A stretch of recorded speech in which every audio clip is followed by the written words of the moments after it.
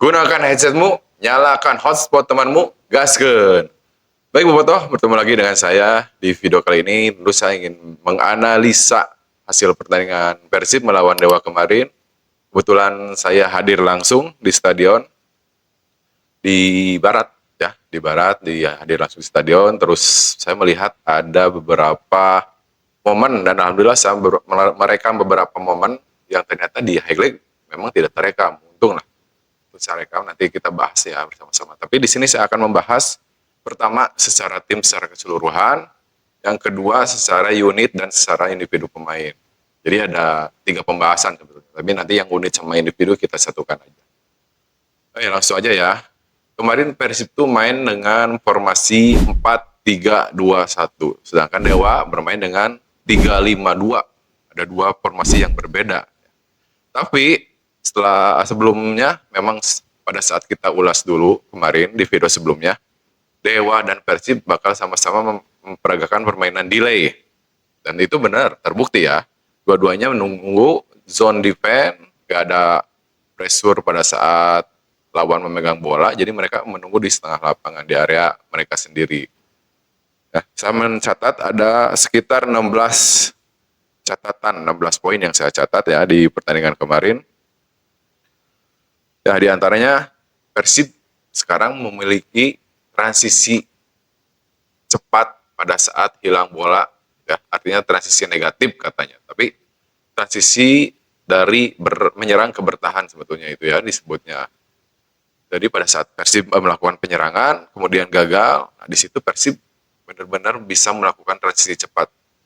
Ini saya kira hasil evaluasi dari beberapa gol yang pernah tercipta pada Persib dalam keadaan open play ya, permainan terbuka. Jadi bukan dari gol penalti, corner ataupun tendangan bebas. Pada saat open play, Persib gagal menyerang, counter attack, akhirnya jadi gol. Tapi di pertandingan kemarin, hal itu udah bisa mulai tertutupi. Luar biasa, itu hasil yang sangat positif ya. Jadi Persib makin kesini makin kuat, makin berkembang, dan itu terbukti di pertandingan kemarin. Transisinya cepat, saya nggak tahu menit keberapa, tapi saya ngelihat pada saat gagal, Persib bisa turun, bisa mengorganisasi pola pertahanan, set play, bukan set play, tim set pertahanan mereka dengan baik. Akhirnya Dewa yang tadinya harusnya melakukan serangan balik cepat, tertahan, dan hilang momentum itu. Hilang momentum Dewa untuk melakukan serangan karena Persib mampu melakukan transisi dari menyerang ke bertahan dengan baik. Itu catatan yang saya lihat ya. Kemudian pada saat membangun serangan, kita lihat Persib jarang melakukan build up dari kaki ke kaki, dari unit ke unit, belakang, depan, tengah, ya, dari bola-bola bawah, karena apa ya, Dewa memang compact juga pertahanannya. Ya, mereka menunggu juga, kalau dari kaki ke kaki ya agak kesulitan. Tapi apa yang dilakukan Persib? Persib di babak pertama saya mencatat ada 3 kali melakukan switch play dari back kiri ataupun pertahanan kiri ke kanan, yang waktu itu diisi Baros. Hebatnya switch play tepat sasaran, botoh. Tom Haye atau ngoper nage nya, long ball nage melakukan serangan dari kaki Tom Haye ke Baros. Baros bisa melakukan kontrol dengan baik, kemudian sempat melakukan crossing juga gitu. Itulah salah satu taktik yang dimainkan Bojan. Banyak sekali taktik Persib dari switch play, kemudian serangan balik melalui bola bawah ataupun melalui crossing. Nanti kita bahas. Ya, jadi switch play itu beberapa kali dilakukan oleh Tom Haye dan sukses.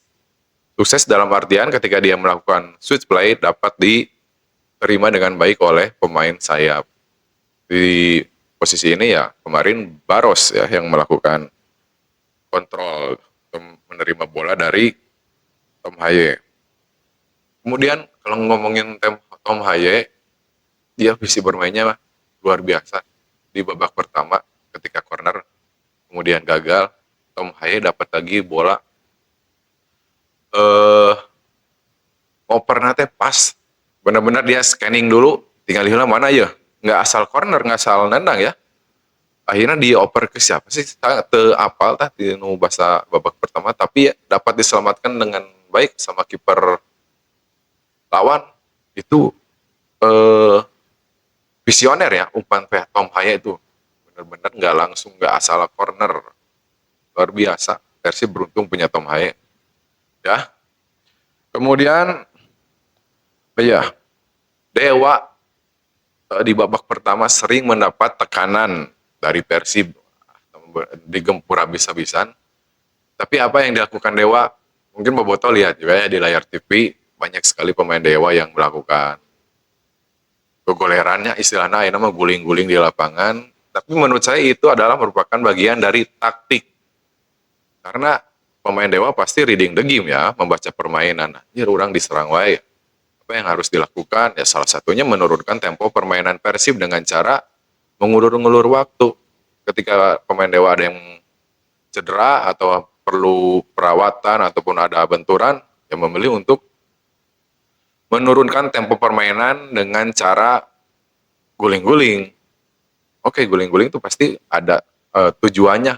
Walaupun dalam tayangan televisi terlihat itu cuman benturan biasa, cuman kontak fisik yang biasa, tapi bagi pemain profesional yang udah paham ini bisa menurunkan, memainkan momen ritme permainan, ya itu bisa digunakan sebagai taktik. Karena kalau pada saat Dewa sering diserang Persib, kemudian Dewa meladeni dengan permainan Persib, ngikutin gaya permainan Persib yang cepat, ya Dewa yang habis. Ya. Jadi momen Persib untuk terus menekan, kemudian pertandingan terhenti, yang tadinya lagi naik-naiknya, turun dari, ya, cooling down lagi, kemudian disitulah Persib kembali memulai permainan dengan dari lain dari nol lagi ya, dari nggak dari tempo tinggi lagi. Nah itu salah satu taktik. Sebetulnya guling-guling itu salah satu taktik, tapi ya memang buat penonton membosankan gitu ya, menjengkelkan. Tapi saya juga kalau ngelatih ngelihat lawan pemain yang bagus, ball positionnya bagus, pressingnya bagus, jangan dilawan.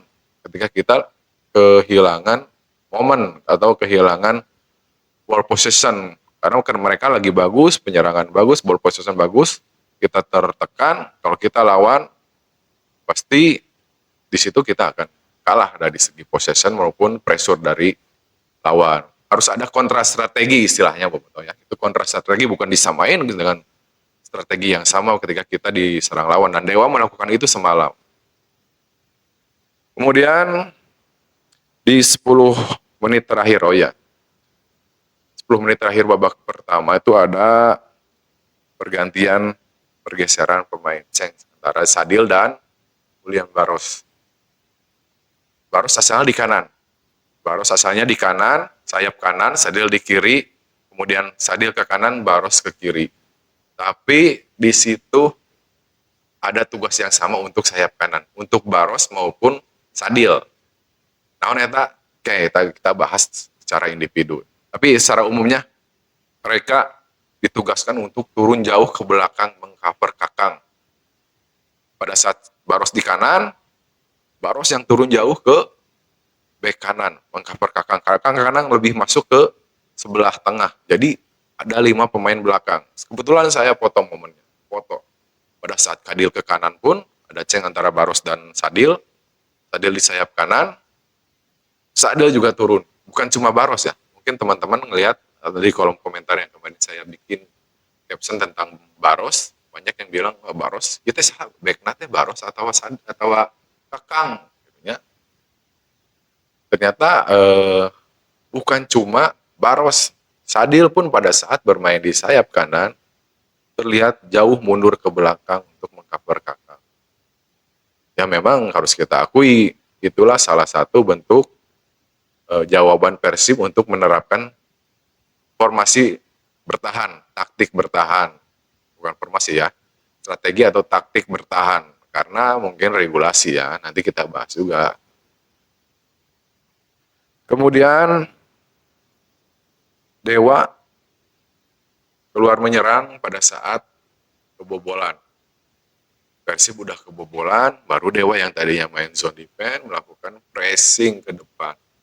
Gak cuma menunggu lawan, tapi melakukan pressing ke depan, dan itu sebetulnya cukup membuat celah yang cukup besar di pertahanan Dewa ya pada saat dia melakukan pressing, apalagi kalau transisi bertahan ke menyerang Persib bagus, cepat, dan sebaliknya transisi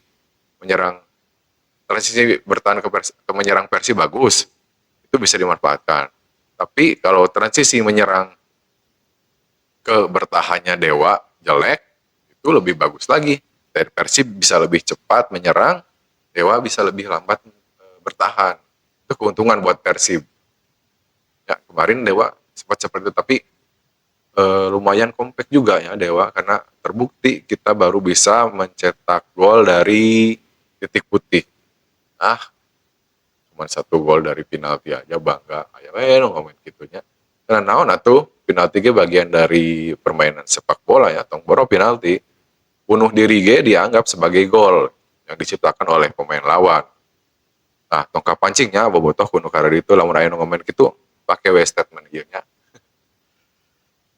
Oke, kemudian pergantian. Nah itulah tadi kita bahas tentang kenapa Persib selalu bermain bertahan coach di babak pertama, terutama di Liga.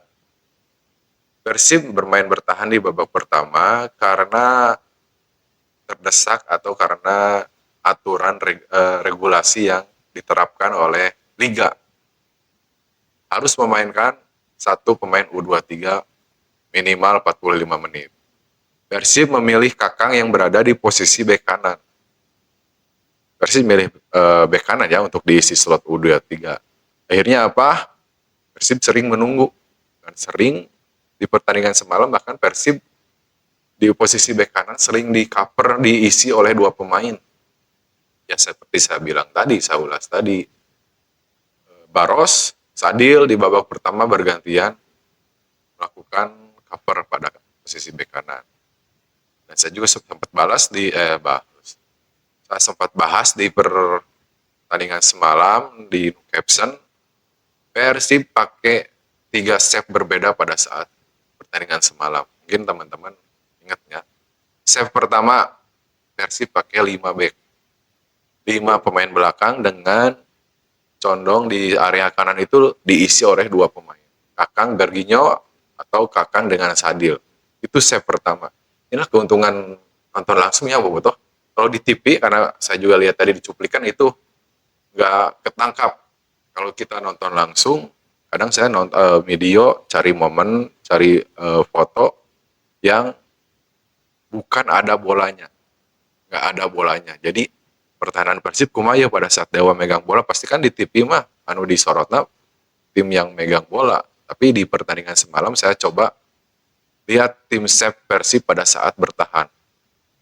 Pertama Persib pakai 5 pemain bertahan. Ya. Kemudian di babak kedua setelah Kakang keluar, tim save itu normal lagi. Putros di kanan, Eliano di kiri. Ya. Di tengahnya tetap Matrikardi sama Julio Cesar. Nah, tim save pertama itu kita pakai 5 pemain bertahan. Tim save kedua kita pakai 4 pemain bertahan. Dan setelah bermain dengan 10 pemain, pas Beckham di kartu berem, Persib pakai 6 pemain bertahan dengan garis yang sama, flat, 6 pemain tukang. Karena emang di menit-menit akhir, Persib terus diserang oleh Dewa. Ya, itu mudah-mudahan bisa jadi pembelajaran, bisa menjadi edukasi buat kita soal tim save pada saat Persib bertahan. Pakai 3 tim save sekaligus itu, bobotoh. Ya, ada instruksi lah pasti dari coach BH ya.